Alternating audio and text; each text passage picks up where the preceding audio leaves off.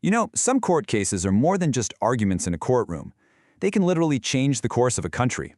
And today, we're going to talk about one of the biggest.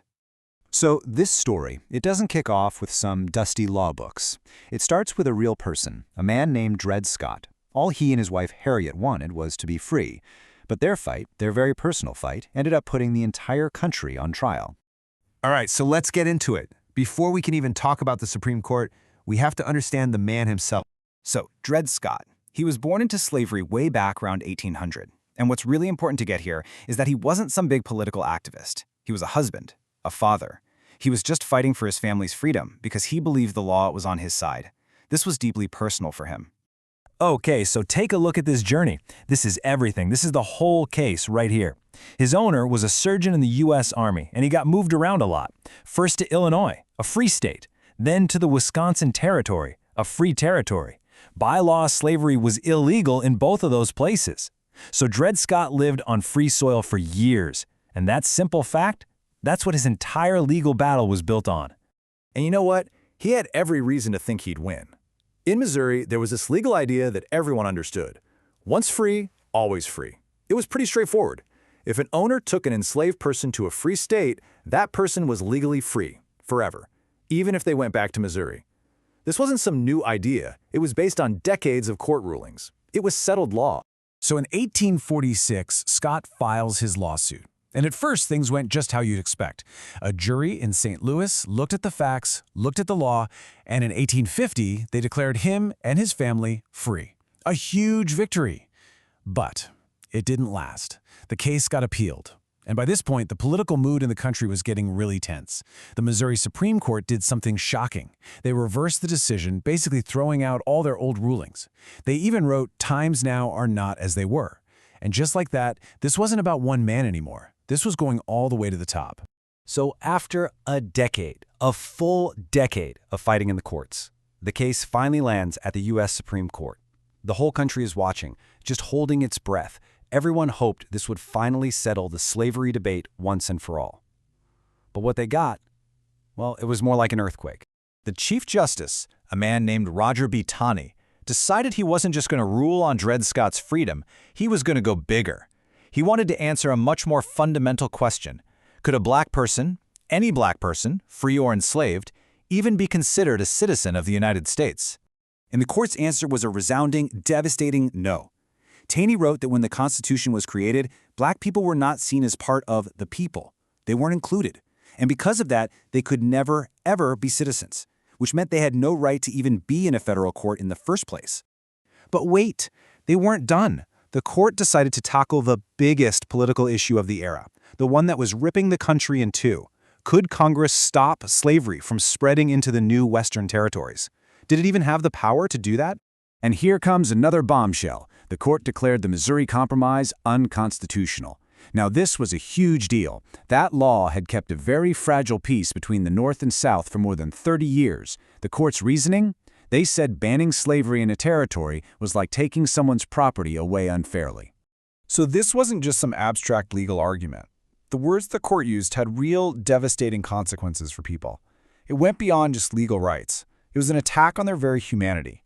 And this quote, this is probably the most notorious line ever written in a Supreme Court opinion. Taney wrote that black people were seen as beings of an inferior order who had no rights which the white man was bound to respect. It's hard to even read. It was a brutal, dehumanizing way to justify the court's decision. So let's just break it down to the three main takeaways because they are absolutely critical.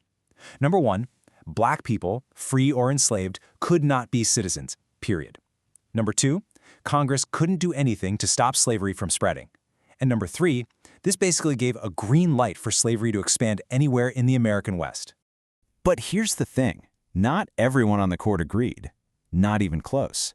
There were two justices who wrote powerful dissents. One of them, Justice Curtis, pointed out a massive flaw in Taney's history. He said, wait a minute, when the Constitution was signed, free black men were actually citizens and could vote in 5 different states, so they were part of the people from the very beginning. You know, the crazy part is Chief Justice Taney thought this ruling would finally put the whole slavery debate to rest, but what he actually did was pour gasoline on an already out-of-control fire. Think about it. For decades, the only thing holding the country together was compromise. little deals here and there to keep both sides from exploding. This decision completely destroyed any chance of that happening again. By saying Congress couldn't limit slavery, the court basically wiped out any middle ground. There was nothing left to negotiate. And the country's reaction? It was instant and it was intense. In the South, people celebrated. They saw it as a huge win that protected slavery forever.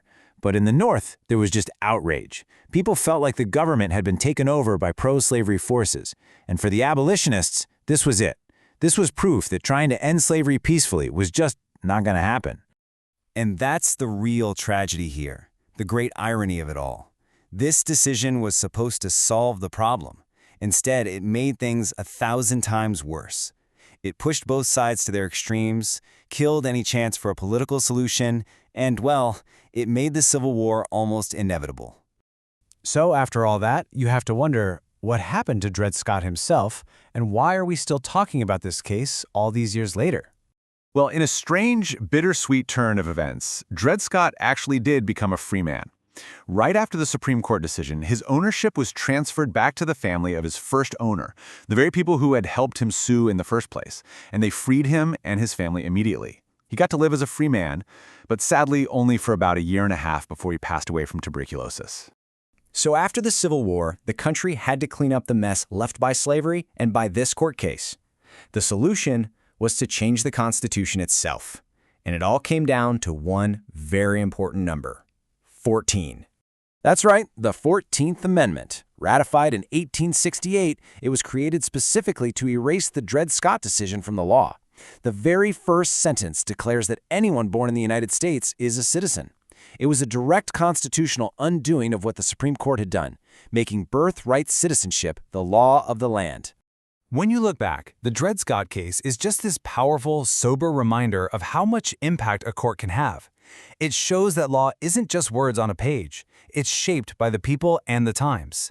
And it shows how one single ruling meant to create peace can actually do the exact opposite and push a nation right to the brink of war. It really makes you think, doesn't it? What is the true role of the courts when a country is so deeply divided?